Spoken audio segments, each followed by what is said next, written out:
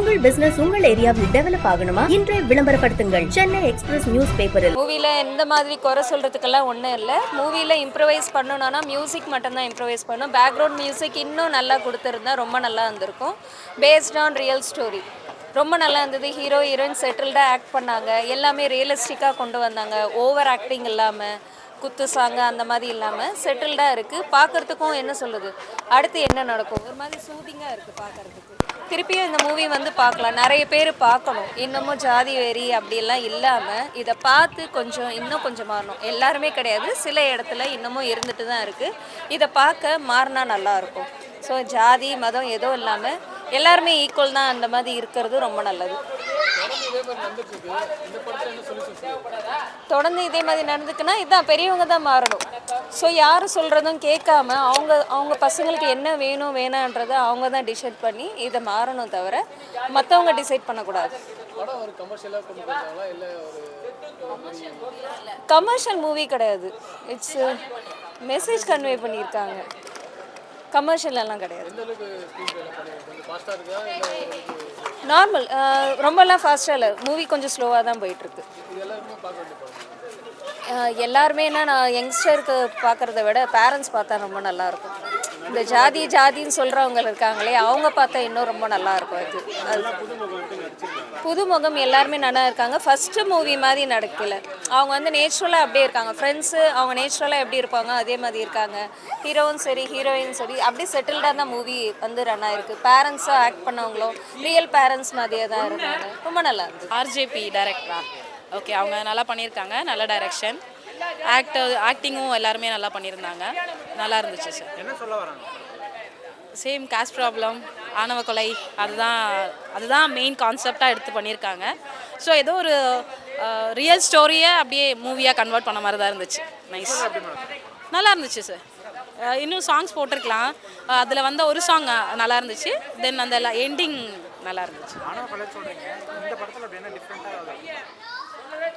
Different in the sense, அப்பா அம்மாவே support பண்ணிட்டு தான், என்ன தான் ஒரு குழந்தைனாலும் படிக்க வச்சாலுமே அவங்களுக்கு அந்த கேஸ்டான்னு பார்க்கும்போது அவங்களே ஸ்பாயில் பண்ணிக்கிறாங்க. அதை ஸ்பாயில் பண்ணிவிட்டு என்ன அவங்களுக்கு காஸ்ட்டுன்னு எனக்கு தெரியல. எல்லாருக்கும் வணக்கம். இன்றைக்கி திவ்யா மூவி வந்துட்டு வித் ஆடியன்ஸோட பார்த்தேன்னா ரொம்ப ஹாப்பியாக இருந்துச்சு. ஏன்னா எல்லோரும் வந்துட்டு அந்த திவ்யா கத்தும் போது ஆஸ் அன் ஆர்டிஸ்ட்டாக வந்துட்டு லைக் வந்துட்டு ரொம்ப ஹாப்பியாக ஃபீல் பண்ணேன். And thank you.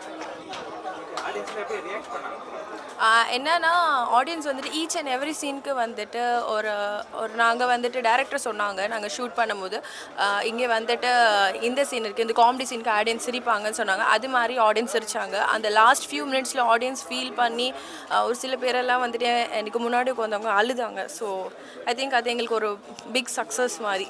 எங்கள் சார் எங்கேஜ் மூவி என்னென்னா இப்போ இருக்கிற ஜென்ரேஷனுக்கு வந்துட்டு ரொம்ப வந்துட்டு நீட் இருக்கிற வந்துட்டு ஒரு மூவி. ஏன்னா இப்போ கரண்ட் சினாரியோ நம்ம சொசைட்டி என்ன மாதிரி இருக்குது, எப்படி போகுது, அது வந்துட்டு கரெக்டாக அந்த மூவியில் வந்துட்டு டைரக்டர் காமிச்சிருக்காங்க. ஸோ கண்டிப்பாக நீங்கள் எல்லோரும் தியேட்டருக்கு வந்துட்டு இந்த மூவி பார்க்கணும். And you'll feel good.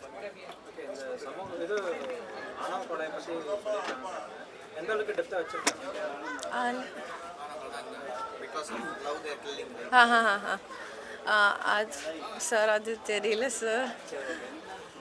Thank you. அனைவருக்கும் வணக்கம். இந்த படம் வந்து என் வாழ்க்கையில் எனக்கு கிட்டத்தட்ட ஒரு 30-40 வருஷமாக படம் பார்க்குற லவ் படம். ஆனால் உண்மையிலே இந்த படம் வந்து காதல்ன்றது வந்து எல்லா மதத்துக்கிட்ட தோற்றுறோம். ஆனால் இந்த காதல் வந்து கருணை கொலையில் ஜெயிச்சுக்குது. இதுதான் ஸ்டோரி. அந்த புதுமுகம் இருந்தாலும் மெசேஜ் இந்த தமிழ்நாட்டு மக்களுக்கும் தெரியும், மற்ற ஜாதிக்கும் தெரிய வைக்கிறதுக்கு அந்த 2 பேரும் கப்பல் சூப்பராக இருக்குது. கேளுங்க, நாக்கு பிடிக்கிற மாதிரி கேளுங்க. காடை தின்னீங்களா? இல்லை,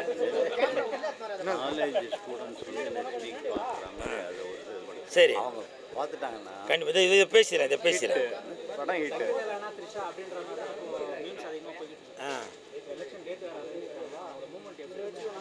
அதாவது இப்போ இவ்வளோ நாளாக நடந்துச்சு இல்லையா ஒரு ட்ராமா. பார்த்திபன் சார் ஒரு ஸ்டேஜுக்கு போகிறப்போ திரிஷாவை பற்றி கேட்டு அது ஒரு இஷ்யூ ஆச்சு. அதுக்கப்புறம் திரிஷாவும் விஜய் சாரும் ஒரு கல்யாணத்துக்கு போனாங்க, அது ஒரு இஷ்யூ ஆச்சு.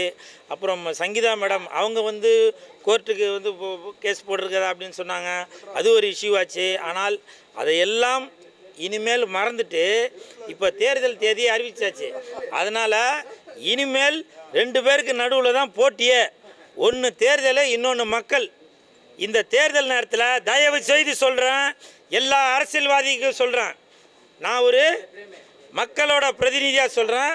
பல மக்கள் சொல்ல முடியாது, அதனால் நான் சொல்கிறேன், நீங்கள் இந்த ஓட்டு கேட்க போகிறதுக்காக தெருவாக போவீங்க, வீதி வீதியாக போவீங்க. ஆனால் தயவு செய்து வேலைக்கு போகிறவனை கெடுக்கிற மாதிரி டிராஃபிக் ஜாம் பண்ணிவிட்டு இந்த நேரத்தில் தாங்க ஒரு பெரிய இதுவாக நாங்கள் காட்டணும் அப்படின்னு நினச்சிக்கிட்டு வேலைக்கு போகிறவனை வேலைக்கு போக விடாமல், ஸ்கூலுக்கு போகிறவனை ஸ்கூலுக்கு போக விடாமல், ஆஸ்பத்திரிக்கு போகிறவனை ஆஸ்பத்திரிக்கு போக விடாமல் கொடியை பிடிச்சிக்கிட்டு நீ அதுக்கு நொட்டு இதுக்கு நொட்டு அதுக்கு நொட்டுன்னு சொல்லாமல் உங்கள் தலைவன் ஜெயிக்கணும்னு நீ நினச்சனா எப்படி நீ ஓட்டு கேட்டால் ஜெயிக்க வைக்கணுமோ அதை பண்ணு.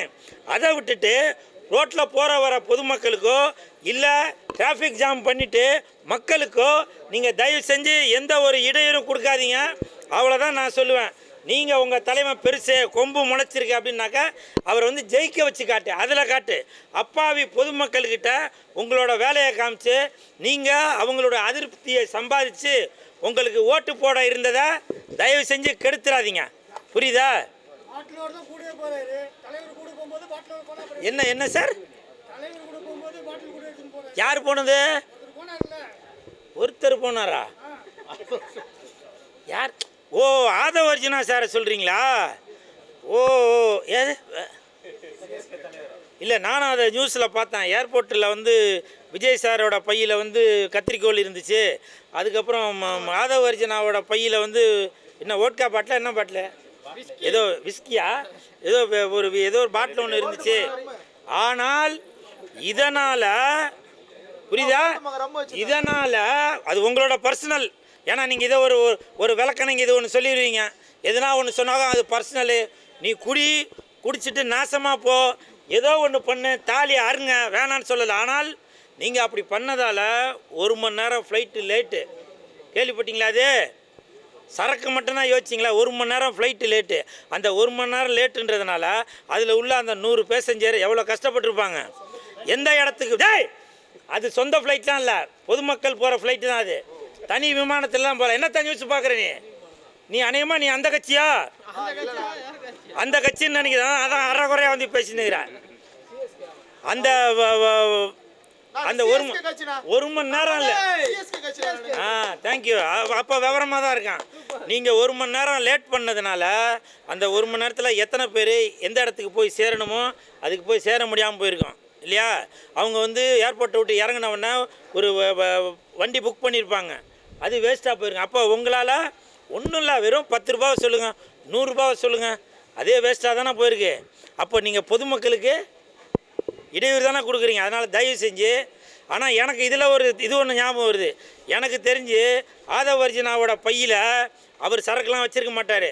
யாரோ திட்டமிட்டு ஒரு சரக்கு எடுத்துன்னு போய் பைக்குள்ளே போட்டு அவர் மேலே கெட்ட பேரை உருவாக்கியிருக்கீங்க.